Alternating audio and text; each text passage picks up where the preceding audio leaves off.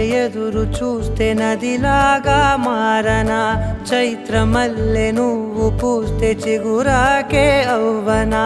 నన్నే వరించే యువరాజును అంట నీ యువరాణి